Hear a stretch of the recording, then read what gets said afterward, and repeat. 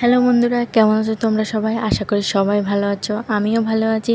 আজকে তোমাদের সাথে শেয়ার করব কচুর ঝোলের রান্নার গল্প। তার আগে তোমাদের দেখাচ্ছি আমি সকাল সকাল কি করেছি। সকালবেলার ভাত খাওয়ার জন্য ওই ইলিশ মাছের যে তেলটা ছিল ওই তেলটা দিয়ে আলু কুচি করে মরিচ করে নিয়েছি। ওই মরিচটা দিয়ে সকালবেলার ভাত খেয়ে ফেলেছি সবাই।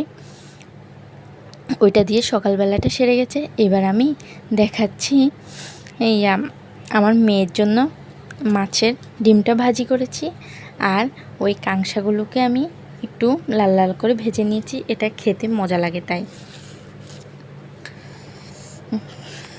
তাই দেখো, আমি এই মরিচটা করার জন্য প্রথমে আলুগুলোকে ভেজে নিয়েছি, তারপর তেলগুলোকে ভেজে একসাথে কষিয়ে তারপর আমি রান্নাটা শেষ করেছি।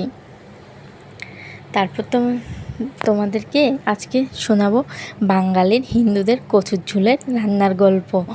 চলো তাহলে গল্পটা শুরু হয়ে যাক। তার আগে আমি মাছগুলোকে ভেজে নিচ্ছি। দেখো, আমি ইলিশ মাছগুলোকেও রান্না করে নেব দুপুরে খাওয়ার জন্য, তাই আমি ইলিশ মাছগুলোকে লাল লাল করে ভেজে নিলাম, আর এখানে মাছের ডিম আর কাঁকড়াগুলোকে ভেজে নিলাম। আমি হলুদ আর মরিচ দিয়ে ভেজে নিয়েছি। আর এই কচুর ঝোলের রান্নার রেসিপিটা, বাঙালির কচুর ঝোলের রান্নার রেসিপিটা ভাদ্র মাসের অমাবস্যা তিথিতে খেতে হয়। এই কচুর ঝোল কথিত আছে এই দিনে কচুর ঝোল খেলে নাকি বাতের ব্যথা সহ শরীরে নানা রোগ ব্যাধি সেরে যায়। ব্যথা থাকুক বা না থাকুক, বাঙালির সনাতন ধর্মাবলীরা এই দিনে কচু খাবেই। কচু রান্নার যত ধরনের মাছ দেওয়া থাকে রান্না ততই মজাদার হবে। আজ আমাদের কচুর ঝোলে ছিল ইলিশ মাছের মাথা আর বড় মাছের মাথা।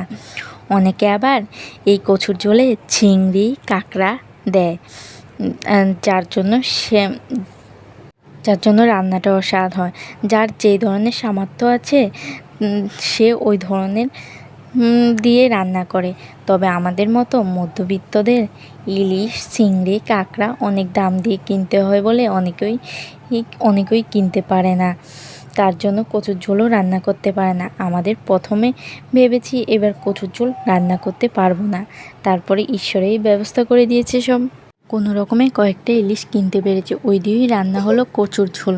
এই কচুর ঝোলটা রান্না করার সময় কচুর পেস্টকে অনেক কষাতে হয়, আর বেশি করে রসুন দিলে গলায় ধরার চান্স থাকে না। আমার ভিডিওটা যদি ভালো লাগে অবশ্যই কমেন্ট করে যাবেন, আর যদি বেশি ভালো লেগে থাকে তাহলে অবশ্যই শেয়ার করে দেবেন। আবার অন্য ভিডিওতে দেখা হবে। ধন্যবাদ সবাইকে।